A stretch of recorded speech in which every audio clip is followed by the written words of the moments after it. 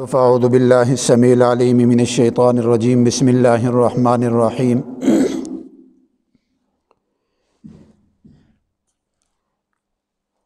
یا ایہا الذین آمنوا کتب علیکم الصیام کما کتب علی الذین من قبلکم لعلکم تتقون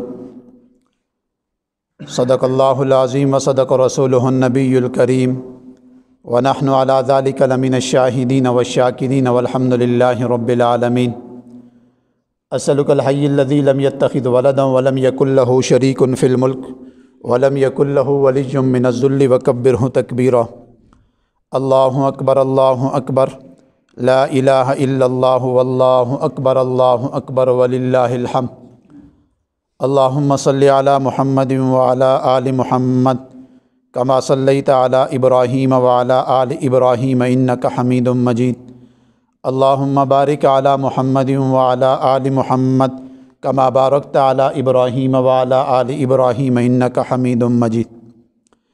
میرے انتہائی قابل صد احترام بزرگوں، نوجوان ساتھیوں، گھروں میں سننے والی اسلامی ماہوں بہنوں، رمضان المبارک کا مقدس مہینہ، اس کی مقدس ساعتیں، اس کی برکات اور اس کے مقدس لمحات وہ ہم سے آہستہ آہستہ دور ہوتے جا رہے ہیں۔ ایک وقت تھا چاند کی انتظار کی جا رہی تھی اور آج ہم تیسرے روزے کی ابتدا کر رہے ہیں۔ اسی طرح ایک وقت آئے گا کہ یہ رمضان ہم سے چلا جائے گا، لیکن کل بھی میں نے ایک درخواست کی تھی کہ خوش نصیب ہیں وہ جوان، وہ مرد، وہ عورتیں، وہ بچے جو اس رمضان کو اپنے لیے مغفرت کا، نجات کا، خیر کا، فضل کا، عافیت کا، راحت اور سکون کا ذریعہ بنا لیں۔ اور یہ بات ذہن میں رکھیے گا، اللہ تعالیٰ جب کسی کے اوپر اپنا فضل ڈالتے ہیں تو وہ تھوڑی دیر کے لیے نہیں ڈالتے، عافیت بھیجتے ہیں تو تھوڑی دیر کے لیے نہیں، خیر بھیجتے ہیں تو تھوڑی دیر کے لیے نہیں، بلکہ ایک آدمی کے اوپر جب فضل برسانا اللہ تعالیٰ شروع کر دیتے ہیں تو وہ تا دیر رہتا ہے۔ بس فرق اتنا ہے کہ جب انسان کے اوپر فضل، عافیت اور مہربانی شروع ہو جائے تو انسان شکر کتنا ادا کرتا ہے، اور جتنا شکر ادا کرتا ہے اتنا اللہ تعالیٰ اس نعمت کو اور بڑھاتے ہیں، اور جتنی ناشکری کرتا ہے اتنا اس چیز کے اندر کمی آنا شروع ہو جاتی ہے۔ تو ہم یہ تو اللہ تعالیٰ کا پہلا شکر ادا کریں کہ جس نے ہمیں یہ مقدس مہینہ عطا کیا، اور اس مقدس مہینے کو غنیمت سمجھ کر اپنے رب سے راضی نامہ کر لیں۔ اب دیکھیں نا حضور علیہ الصلاۃ والسلام کا کیا فرمان ہے۔ فرمایا جیسے ہی رمضان المبارک کا اعلان ہوتا ہے، یعنی چاند نظر آتا ہے، اسی وقت تمام جنت کے دروازے کھول دیے جاتے ہیں اور تمام جہنم کے دروازے بند کر دیے جاتے ہیں، اور قبرستانوں کے اندر بھی جتنے بھی مردے ہیں جو عذاب کے اندر ہیں ان کے اوپر سے عذاب ختم کر دیا جاتا ہے، عذاب ان کا ختم کر دیا جاتا ہے عید کے چاند تک۔ یعنی اللہ تعالیٰ کی رحمت ہر طرف متوجہ ہو جاتی، اور دیکھیں جب انسان کے ساتھ شیطان ہوتا ہے تو انسان عبادت کی طرف مشکل سے آتا ہے، کیونکہ وہ انسان کو باندھ کے رکھتا ہے، انسان کے دل دماغ کو عبادت سے، رب تعالیٰ کی یاد سے دور رکھتا ہے، غافل رکھتا ہے انسان۔ لیکن اللہ تعالیٰ کا احسان دیکھیں، اتنا مقدس مہینہ ہمارے حوالے کیا تو سب سے پہلے سرکش شیاطین جو بڑے شیطان ہیں ان کو باندھ کے جہنم کے حوالے کر دیا۔ اب جب تک عید کا چاند نہیں نظر آتا اس وقت تک یہ جہنم میں، اور جہنم کا دروازہ بند کر دیا۔ حتیٰ کہ کتابوں میں لکھا ہے کہ اگر فسق اور فجور والا آدمی بھی رمضان میں مر جائے اور اس کو ایمان بھی حاصل نہ ہو تو اس آدمی کا بھی حساب و کتاب رمضان کے بعد شروع کیا جاتا ہے۔ رمضان کے بعد، عید کے بعد اس کو عذاب دیا جائے گا، عید سے پہلے اس کا بھی نہیں۔ یہ اتنا مقدس مہینہ ہے۔ اور اس کے بارے میں کیا فرمایا جو آدمی روزہ رکھتا ہے کل اسی روزے دار کو قیامت والے دن ایک مخصوص دروازے سے گزارا جائے گا، اور اس دروازے کا نام ہے ریحان۔ اس کا نام رکھا ہے، جنت کا دروازہ ہے جس کے اندر سے گزار کر اس کو جنت کے حوالے کیا جائے گا۔ فرمایا جو روزے دار اس دروازے سے گزر کر جنت میں جائے گا اس آدمی کو کبھی پیاس نہیں لگے گی، یعنی پیاس کی جو شدت ہے وہ ہمیشہ کے لیے اللہ تعالیٰ ختم کر دے۔ اور آگے دیکھیں، فرمایا جو آدمی روزہ رکھتا ہے اور کسی روزہ دار کو آپ افطاری کروا دیں، افطاری سے مراد کل بھی آپ نے سنا ہوگا، یہ مراد نہیں ہے کہ اس کو پیٹ بھر کے کھانا کھلائیں، بہت سارا مال اس کے حوالے کریں، نہیں، کسی روزے دار کو ایک کھجور سے روزہ افطار کروا دیں، ایک پانی کا گھونٹ پلا دیں، ایک لسی کا گھونٹ اس کو پلا دیں۔ فرمایا جو آدمی کسی کو ایک پانی کا گھونٹ پلا کے روزہ افطار کروائے گا، کل قیامت والے دن اللہ تعالیٰ اس کو حضور علیہ الصلوۃ والسلام کے حوض کوثر سے پانی پلائیں، اور ایسا پانی پلائیں گے کہ اس کے بعد اس کو پانی، یعنی پیاس کی شدت نہیں تنگ کرے گی، اس کو پیاس نہیں لگے گی۔ اور اس سے بڑی بات فرمایا جتنا ثواب اور اجر اس روزے دار کو اللہ تعالیٰ عطا کریں گے، اتنا ہی اجر اور ثواب اس آدمی کو بھی دیا کریں۔ تو ہمیں چاہیے، کل بھی میں نے پڑھا تھا کہ یہ رمضان آپس میں محبت کا مہینہ ہے، ایک دوسرے کا خیال کرنے کا مہینہ ہے۔ ہم کوشش کریں کہ کہیں ہمارا پڑوسی، ہمارے اڑوس پڑوس میں ہمارا کوئی بہن بھائی کمزور تو نہیں ہے۔ میں تو دسترخوان بچھاتا ہوں، کہیں بندہ سوچے کہ میرے گھر میں تو دسترخوان ہوتا ہے، اس میں بہت ساری چیزیں پڑی ہیں، اس میں فروٹ بھی رنگ پرنگا، اس میں پکوڑے بھی، سموسے بھی، کھجوریں بھی 2-3 قسموں کی پڑی ہیں، اور بھی بہت ساری چیزیں پڑی ہیں، لیکن کبھی سوچا کہ میرے پڑوس میں جس نے روزہ رکھا، کیا ان کے دسترخوان کے اوپر بھی اتنی چیزیں میسر ہیں؟ اگر نہیں ہیں تو پھر مجھے چاہیے کہ میں اپنی چیزیں کلوز کروں، اور انہی چیزوں میں سے کچھ چیزیں اپنے پڑوسیوں کو دے دو، اور یہ دیا کرو۔ اور ایک بات آج کیا دیتا ہوں، ایک تو افطاری کے وقت کبھی بھی اپنے بچوں کو اپنے دسترخوان سے دور نہ کیجیے گا۔ اکثر گھروں میں دیکھنے میں آتا ہے کہ افطاری کے وقت چھوٹے چھوٹے بچوں کو گھر سے باہر نکال دیے جاتے ہیں۔ ایسا کبھی نہ کیجیے گا، بچوں کو ساتھ بیٹھائیں، چاہے اپنے بچے ہوں یا کوئی بھی بچہ آ جائے اس کو ساتھ بیٹھائیں، افطاری ساتھ بٹھا کے کریں۔ فرمایا جو آدمی بچوں کو ساتھ بٹھا کر افطاری کرتا ہے اور دعائیں کرتا ہے، اللہ تعالیٰ اسی وقت اس کی ساری دعائیں قبول کر دیتے۔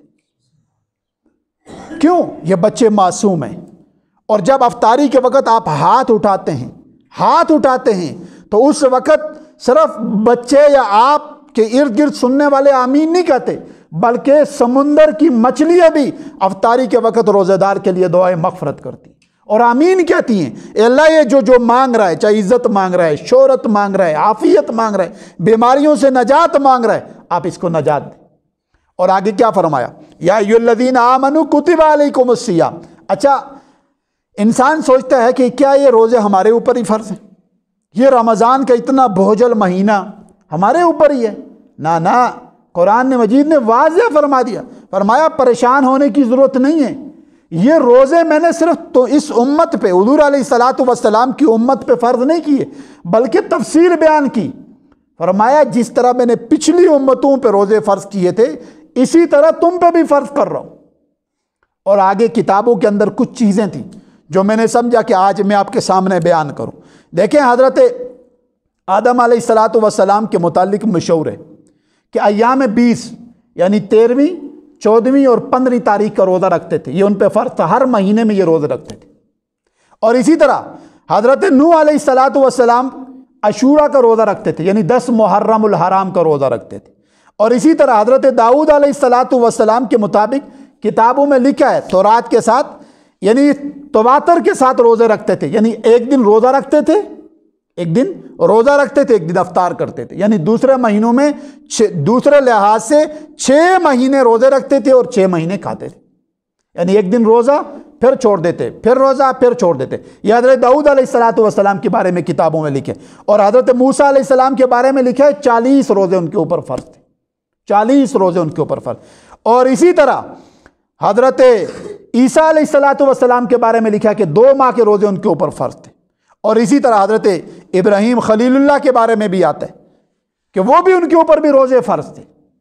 یہ صرف ہمارے اوپر فرض نہیں ہے، بلکہ جتنی بھی امتیں پیچھے گزری ہیں ان کے اوپر یہ روزے فرض کیے گئے۔ روزہ فرض کیوں ہے یہ میں نے کل آپ کو بتا دیا تھا کہ اللہ تعالیٰ خود فرما رہے ہیں کہ تاکہ تم متقی بن جاؤ، پرہیزگار بن جاؤ، تم میرے بندے بن جاؤ، جیسے میں چاہتا ہوں ویسے تم بن جاؤ۔ اب دیکھو، ابھی آپ سب نے روزہ بند کر کے مسجد میں آئے، ہم نے نماز فجر پڑھی۔ اب نماز فجر پڑھنے کے بعد ہم گھر جائیں گے، ساری چیزیں گھر میں میسر ہیں جو حلال ہیں، پانی حلال ہے گھر میں میسر ہے، پینا یعنی روٹی پڑی ہے، فروٹ پڑا ہے، یہ حلال ہے۔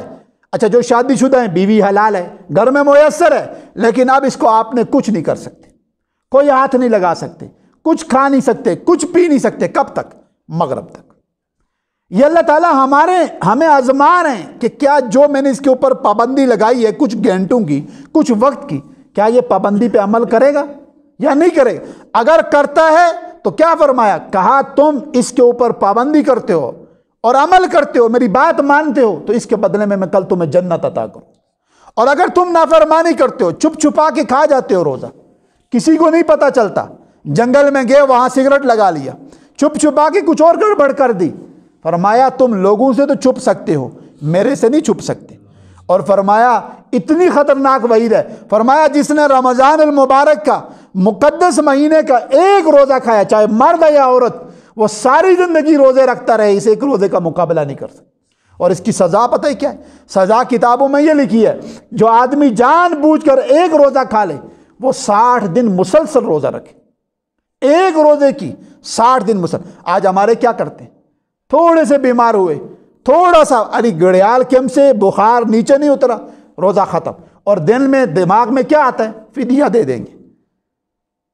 بھائی ہمیں قدر کرنی چاہیے، اور اللہ کی رحمت اس طرح برستی ہے جس طرح ابھی بارش برس رہی، جس طرح رات کو تراویح میں بارش برستی ہے، اس سے بھی کئی گنا زیادہ اللہ کی رحمت برستی ہے، اور یہ رحمت ہمیں حاصل کرنی چاہیے۔ اور ایک بات کیا دیتا ہوں، دیکھو روزے کی، حضرت آدم علیہ السلام کے بارے میں کتابوں میں ایک عجیب سا واقعہ ہے۔ فرمایا آپ کو انڈیا کا ایک شہر ہے غالباً سندلیپ، وہاں حضرت آدم علیہ السلام کو اتارا اللہ تعالیٰ نے، یہ اس وقت کی بات کر رہا ہوں جب دنیا نہیں تھی، اور حضرت حوا کو جدہ کے مقام یعنی سعودی عرب کے مقام پہ اتارا، دونوں کو بہت دور دور اتارا۔ اچھا حضرت آدم علیہ السلام کو اللہ تعالیٰ نے منع کر دیا تھا کہ آپ نے جنت میں یہ کام نہیں کرنا، یہ دانا، یہ درخت، یہ چیز نہیں کھانی، ایک چیز کی پابندی لگا دی کہ یہ آپ نے نہیں کرنا۔ اچھا قرآن مجید میں بھی اللہ تعالیٰ آگے فرما بھی دیتے ہیں کہ آدم علیہ السلام سے بھول ہو گئی، غلطی ہو گئی، جان بوجھ کے یہ کام نہیں ہوا، لیکن اس بھول کا اللہ تعالیٰ نے پھر نظام چلانا تھا۔ وہ کیا نظام تھا؟ فرمایا جیسے ہی وہ غلطی ہو، وہ بھول ہو گئی، تو حضرت آدم علیہ السلام کو اللہ نے آزمائش کے طور پہ دنیا میں ڈالا، یعنی دنیا کے اندر اتارا، اور جو مقام بتایا جا رہا ہے وہ انڈیا کا مقام، اور حضرت حوا یہ جدہ کے اندر یعنی سعودی عرب میں اتارا ان دونوں کو۔ اب ان دونوں کو آپس میں تلاش کی ضرورت، اب یہ دونوں ایک دوسرے کو تلاش کرنا شروع ہو گئے، چلتے چلتے چلتے حضرت آدم علیہ السلام وہاں پہنچ گئے جہاں عرفات کا میدان ہے، جبل نور۔ یہ جبل نور یہ ایک پہاڑ ہے، اللہ تعالیٰ نے مجھے وہ سعادت دی ہے الحمدللہ دکھانے کی، دیکھنے کی، تو وہ پہاڑ ہے جہاں ان دونوں کی آپس میں ملاقات ہوئی۔ اب جب ملاقات ہوئی تو بہت روئے حضرت آدم علیہ السلام، اور کیا فرمایا؟ ربنا ظلمنا انفسنا وان لم تغفر لنا وترحمنا لنکن، اے اللہ میں نے اپنے نفس پہ بڑا غلطی کر بیٹھا ہوں، قصور کر بیٹھا ہوں، جرم کر بیٹھا ہوں، معافی چاہتا ہوں۔ بہت روئے، رونے کے بعد اللہ تعالیٰ نے ان کو جب معاف کر دیا، پھر احکامات نازل ہونا شروع ہو گئے، دنیا کا نظام چلنا شروع ہو گیا۔ تو کہتے ہیں کتابوں میں لکھا ہے کہ جب معافی ہو گئی تو اس کے بعد آپ نے سفر شروع کیا اپنی زوجہ کے ساتھ یعنی حضرت حوا کے ساتھ، تو جیسے ہی کوئی پانی آیا آگے تو اس کے اوپر اپنا نگاہ پڑی۔ اب دیکھیں نا، پانی کے اوپر کھڑے ہوں، کوئی بھی چشمہ ہو، کوئی بھی تالاب ہو، اس کے اوپر کھڑے ہوں تو بندے کو اپنا عکس نظر آتا ہے، اپنا چہرہ نظر آتا ہے۔ تو حضرت آدم علیہ السلام کو جب اپنا عکس نظر آیا تو پریشان ہو گئے۔ فرمایا جنت میں اتنا حسین تھا، اور واقعتاً حسین تھے، اور جنت کی ہر نعمت سے اللہ تعالیٰ نے ان کو نوازا ہوا تھا، اور یہاں جب چہرہ دیکھا تو پریشان ہو گئے کہ وہ رونق، وہ نعمت جو چہرے کے اوپر تھی وہ اللہ تعالیٰ نے چھین لی، پریشان ہو گئے، پھر رونا شروع کر دیا، اور اللہ تعالیٰ سے عرض کی، یا اللہ یہ نعمتیں واپس لوٹائیں، مجھ سے غلطی ہو گئی ہے، قصور کر بیٹھا ہوں، یہ نعمت مجھے واپس لوٹائیں، میں حسین تھا، میں جمیل تھا، میرا قد کاٹ تھا، میرا سارا بہت ساری نعمتیں اللہ تعالیٰ سے عرض کی، اور اللہ تعالیٰ نے عطا بھی کی تھی. جنت کی نعمتیں تو ہمیشہ کے لیے نعمت ہوتی. تو کتابوں میں کیا لکھا ہے؟